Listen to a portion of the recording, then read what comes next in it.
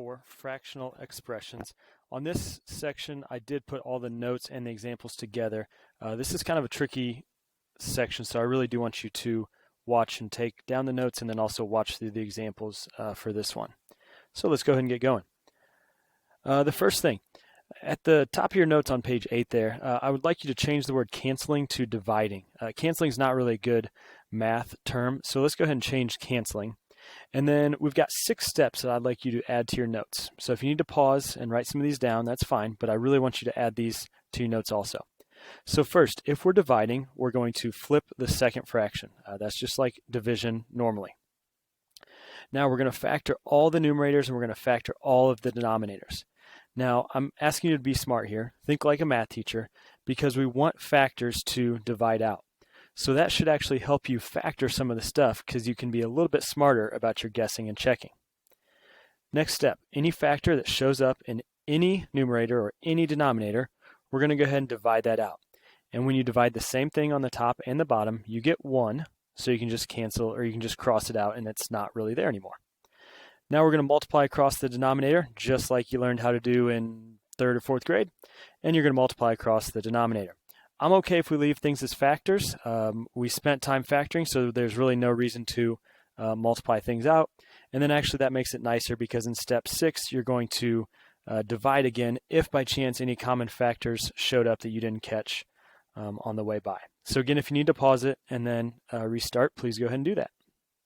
All right, so looking at our examples here, I'm just going to start factoring as much as I can. I see this as a multiplication problem, so nothing needs to be flipped. Looks like in the bottom right, that's already factored. I'm going to go up to the top right. This one looks really easy to factor. I can just take 2 out as a GCF. And then let's see, bottom left, that looks like a difference of squares. And then the top left, that's a easy guess and check. So I'm looking for 2 numbers that multiply to 9 and then add to -6. And I know that that is x minus 3 times x minus 3. So everything's factored. Now I'm going to start looking for things to divide out. I see an x minus 1 on the bottom, x minus 1 on the top. So we can cross those out because it equals 1. Now I also see an x minus 3 here and an x minus 3 there. Now be careful on this one because you can only cancel one factor with one factor. So even though there were 2 x minus 3's on the top, we're still only allowed to divide out one of them.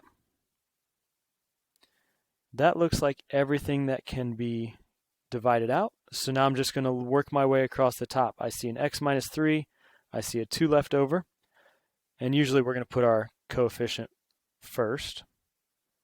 I'm going to work my way across the bottom. All I see is an x plus 1. And like I said, we're going to leave it in factored form, just like that. That's our answer. Example 1b. Right here I see a division sign, which means I need to flip my second fraction.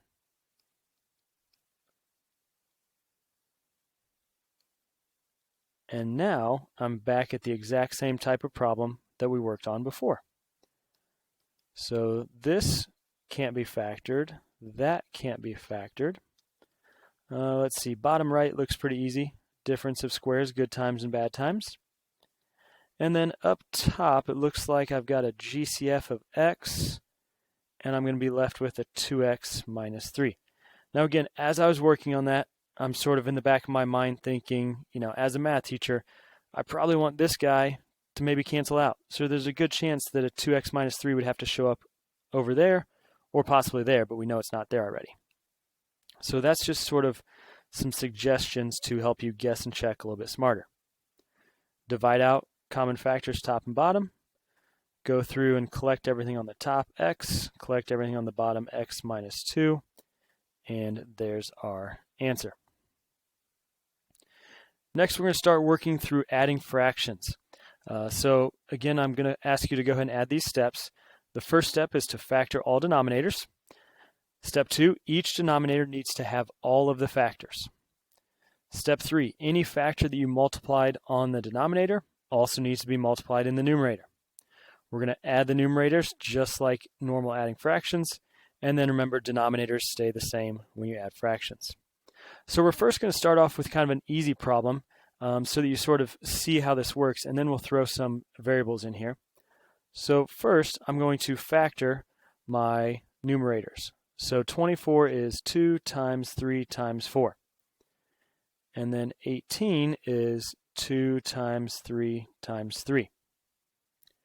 So really what that means is I'm going to kind of rewrite this as 7 over 2 times 3 times 4.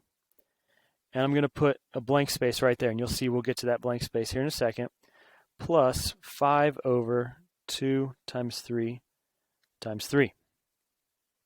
Now I'm going to go through and sort of make a little check of the denominators and see what's in common.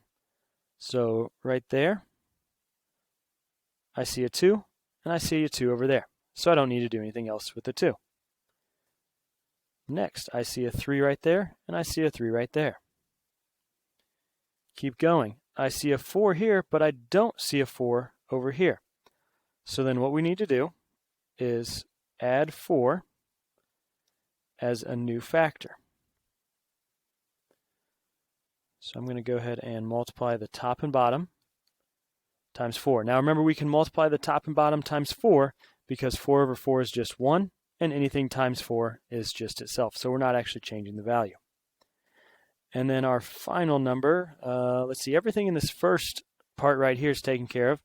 So I'm going to look over here. I've got a 2, I've got a 3. Now I actually have another 3 there.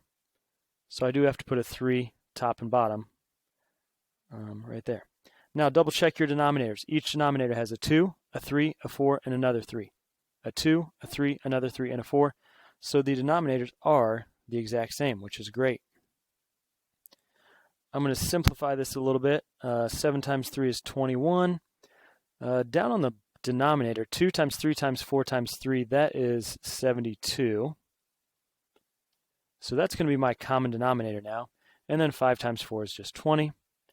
Remember, we add across the top, and then our denominator stays the same. So there's our final answer, 41 over 72.